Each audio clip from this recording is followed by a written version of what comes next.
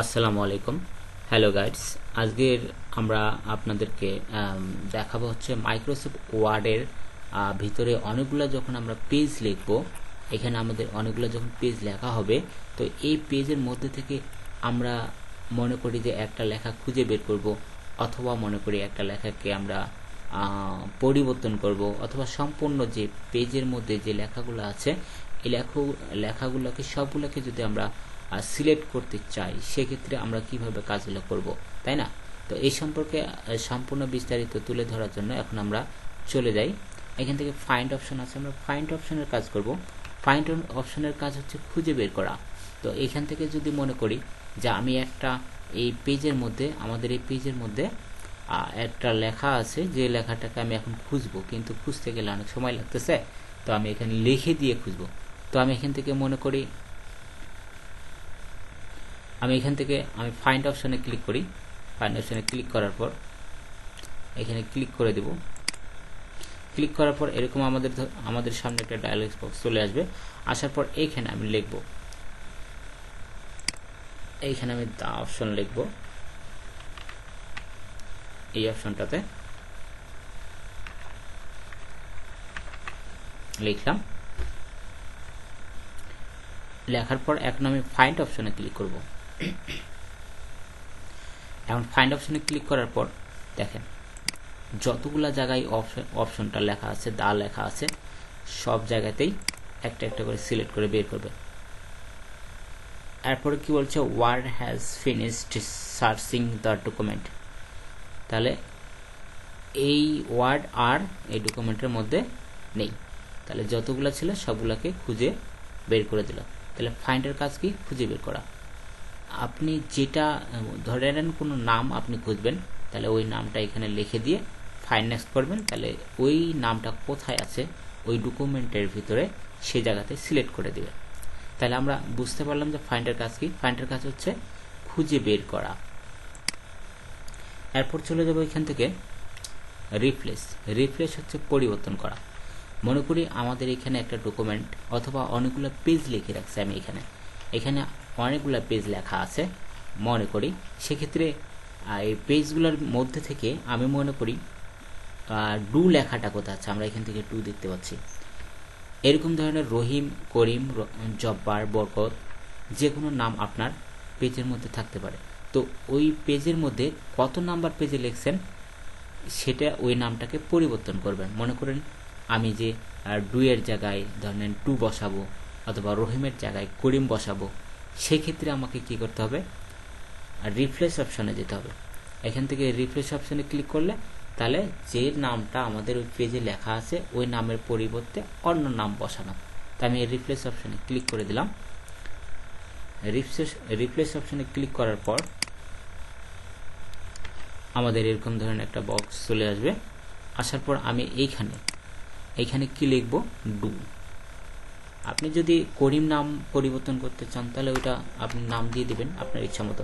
তো আমি আমার পেজের মধ্যে ডু লেখা আছে, তো আমি ডু লিখব। হ্যাঁ, ডু লেখার পর আমি ওই ডু এর জায়গায় আমি অন্য কিছু বসাবো। ওইখানে মনে করি যে আমি টু বসাবো। আমি জাস্ট বোঝানোর জন্য বলতেছি, আমি টু বসাবো। তাহলে আমার এখান থেকে কি আছে? একটা হচ্ছে রিপ্লেস অল, আর একটা হচ্ছে রিপ্লেস। রিপ্লেস অল করলে কি হবে? ফাইন্ড নেক্সট হচ্ছে খুঁজে বের করা।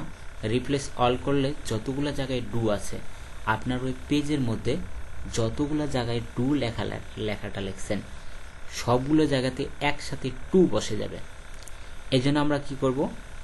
প্রত্যেকটা জায়গায় আমাদের পরিবর্তন করার কোনো প্রয়োজন আসে না।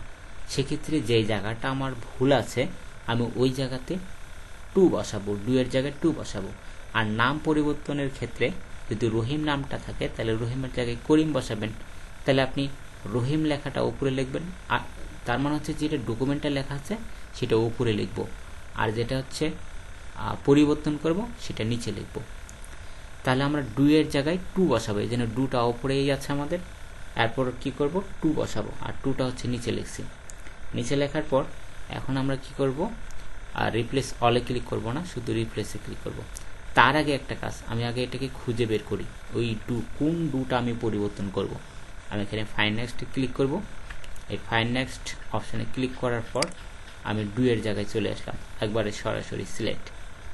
এরপরে কি করব, ওই জায়গায় পরিবর্তন করার জন্য রিপ্লেস অপশানে ক্লিক করব। এখানে ক্লিক করে দিই, তাহলে ডু আছে, ডু এর জায়গায় টু হয়ে যাবে। তো আমি এখানে ক্লিক করে দিলাম, দেখেন ডু এর জায়গায় টু বসে গেছে। তাহলে আমরা বুঝতে পারলাম কি, যে ফাইন্ডের কাজ হচ্ছে খুঁজে বের করা, আর রিপ্লেসের কাজ হচ্ছে পরিবর্তন করা। তার মানে একই ডকুমেন্টে অনেকগুলো পেজের মধ্যে যদি আমি কোনো নামকে পরিবর্তন করতে চাই সেক্ষেত্রে রিপ্লেস, আর যদি আমি অনেকগুলো ডকুমেন্টের মধ্যে থেকে কোন নামকে খুঁজে বের করতে চাই সেক্ষেত্রে ফাইন্ড। এরপরে আমরা চলে যাব, এটাকে ক্রস করে দিলাম। এরপরে চলে যাব হচ্ছে সিলেক্ট।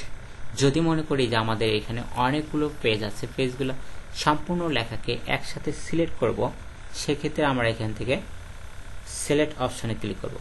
এখান থেকে সিলেক্ট অপশানে ক্লিক করে দিলেই সম্পূর্ণ লেখাটা সিলেক্ট হয়ে যাবে। এখান থেকে সিলেক্ট অল, দেখেন পুরো পেজটা সিলেক্ট হয়ে গেছে।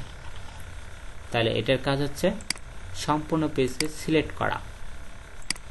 তাহলে সিলেক্ট অল, সিলেক্ট চলে গেল, রিপ্লেস গেল, ফাইন্ড গেল। এরপর এখানে এই যে পয়েন্ট আমরা দেখতে পাচ্ছি এই পাশে পয়েন্টার, এই জায়গাতে আমরা ক্লিক করব, পয়েন্টের মতো কালো অপশন। এখানে ক্লিক করার পর ফাইন্ড আর একটা গো টু, এই গো টু অপশনটা বেরিয়ে আসলো। তো গো টু অপশনের কাজ কি সেটা, তাই না? তো গো টু দিয়ে হচ্ছে নির্দিষ্ট পৃষ্ঠা বা পেজে যাওয়ার জন্য, নির্দিষ্ট পেজ যদি আমরা খুঁজে বের করতে চাই, মনে করি আমাদের এখানে পেজ কয়টা আছে, 2টা পেজ। আমি যদি আরো কয়েকটা পেজ লিখি তাহলে কেমন হয়, তাই না?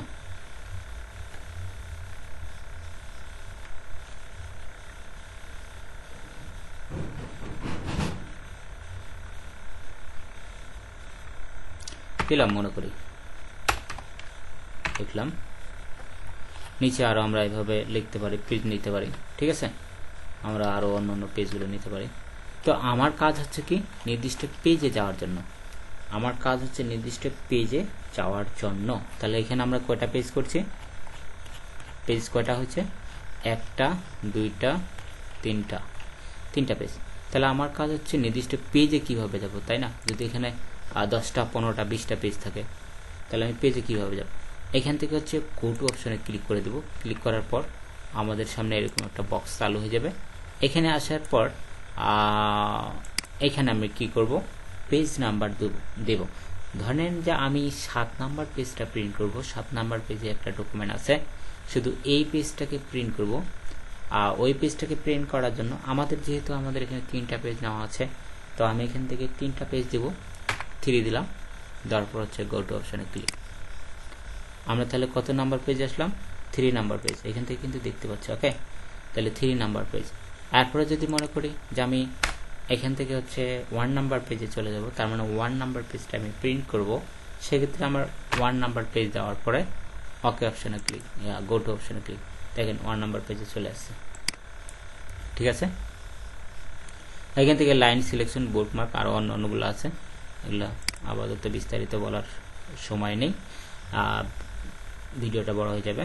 তো আমরা এখান থেকে জানলাম কি, একটা হচ্ছে ফাইন্ড, খুঁজে বের করা, তারপর হচ্ছে গো টু, নির্দিষ্ট পেজে যাওয়ার জন্য, তারপর হচ্ছে রিপ্লেস, পরিবর্তন করা, এরপর সিলেক্ট অল, সম্পূর্ণ ডকুমেন্টকে সিলেক্ট করার জন্য।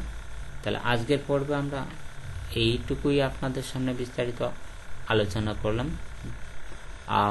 ভিডিওটি অবশ্যই যদি ভালো লেগে থাকে তাহলে অবশ্যই লাইক, কমেন্ট এন্ড শেয়ার করতে ভুলবেন না। আমাদের এরকম নিত্য নতুন ভিডিও পেতে অবশ্যই সাবস্ক্রাইব করে রাখবেন। আবার দেখা হচ্ছে পরবর্তী ভিডিওতে। আজকের মতো এখানেই শেষ করছি। আল্লাহ হাফেজ।